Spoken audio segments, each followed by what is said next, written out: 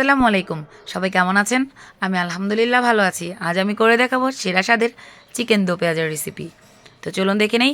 আপনারা এতদিন অনেক রকমের চিকেনের রেসিপি পেয়েছেন এবং করে খেয়েছেন।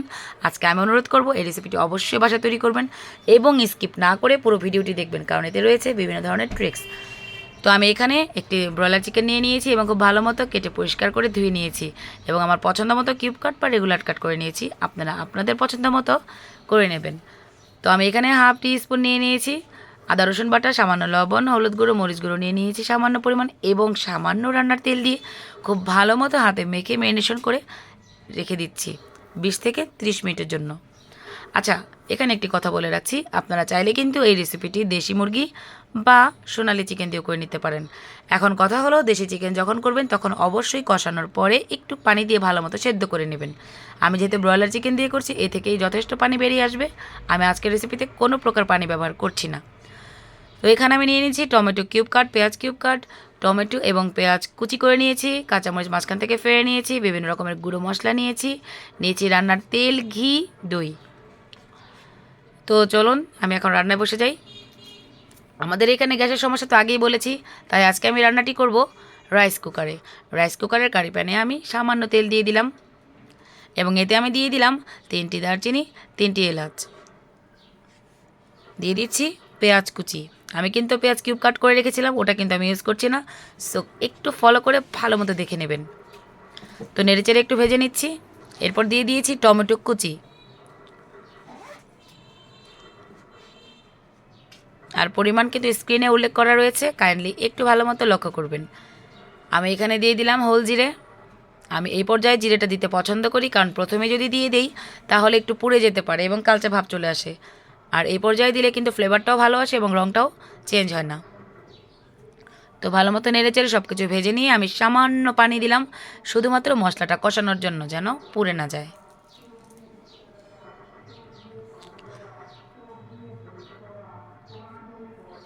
এই পর্যায়ে আমি দিয়ে দিব আদা রসুন বাটা। আদা রসুন বাটাও 2 চা চামচ দিয়ে দিয়েছি এবং একটু ভালো মতো নেড়েচেড়ে ভেজে নিচ্ছি।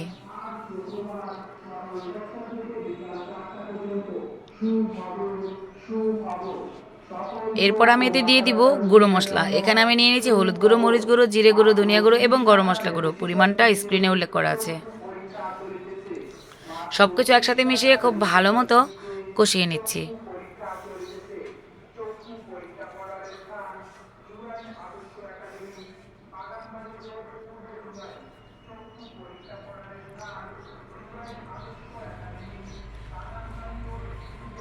তো খুব ভালো মতো কষানো হয়ে গেলে, তেল উপরে ভেসে উঠলে আমি এতে ম্যারিনেশন করে রাখা চিকেনগুলো দিয়ে দিচ্ছি। দিয়ে খুব ভালো মতো নেড়ে চেড়ে মশলার সাথে মিশিয়ে তারপর আমি ঢেকে দেব।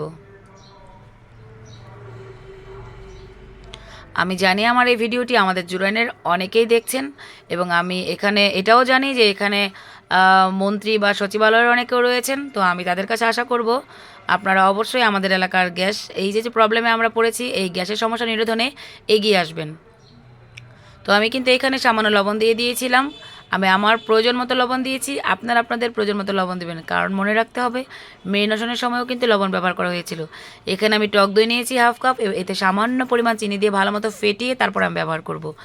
আর আপনারা যদি চান চিনিটাকে অ্যাভয়েড করতে পারেন।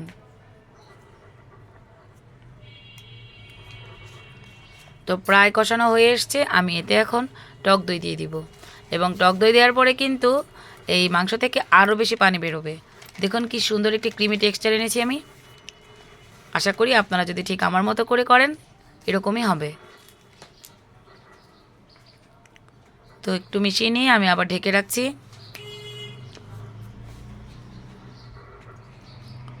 খুব সুন্দর একটি রং চলে আসছে এবং এতে আমি দিয়ে দিলাম কিউব কাট করে রাখা টমেটোগুলো। এখানে হাফ কাপ মতো টমেটো কাটা ছিল। আর এতে আমি দিয়ে দিলাম ঘিটা কিন্তু অবশ্যই দিতে হবে। এখানে 1 টিস্পুন পরিমাণ দিয়েছি।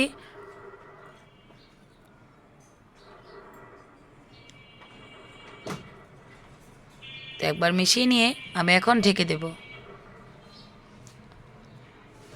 এরপর আমি দিয়ে দিলাম কাঁচামরিচ চিড়ে রাখা। এরপর আমি দিয়ে দিব কিউব কাট করা পেঁয়াজ। আর এই লাস্টের যে জিনিসগুলো আমি দিলাম টমেটো এবং পেঁয়াজ, এটা মাংস 90% হয়ে যাওয়ার পরে দেবেন। এবং পানিটা কিন্তু অবশ্যই টানিয়ে তারপর নামাবেন। আমি রাইস কুকারে করার কারণে হয়তোবা খুব ভালোভাবে দেখাতে পারছি না। আপনারা গ্যাস ওভেনে করলে পরে পানিটা মোটামুটি অনেকখানি শুকিয়ে যাওয়ার পরে গ্রেভিটা হয়ে আসলে আপনারা নামিয়ে নেবেন। দেখুন কি দারুণ একটা লুক এসছে এবং খেতেও কিন্তু হয়েছিল অসাধারণ। এটা আপনারা রুটি, পরোটা, সাদা ভাত, পোলাও যে কোনো কিছুর সাথেই কিন্তু সার্ভ করতে পারেন। আশা করি আমার রেসিপিটি ভালো লেগেছে। এমন আরও রেসিপি পেতে আমার পাশে থাকবেন, সাবস্ক্রাইব করবেন এবং অন্যকেও সাবস্ক্রাইব করতে উৎসাহিত করবেন। আমার জন্য দোয়া করবেন। আসসালামু আলাইকুম।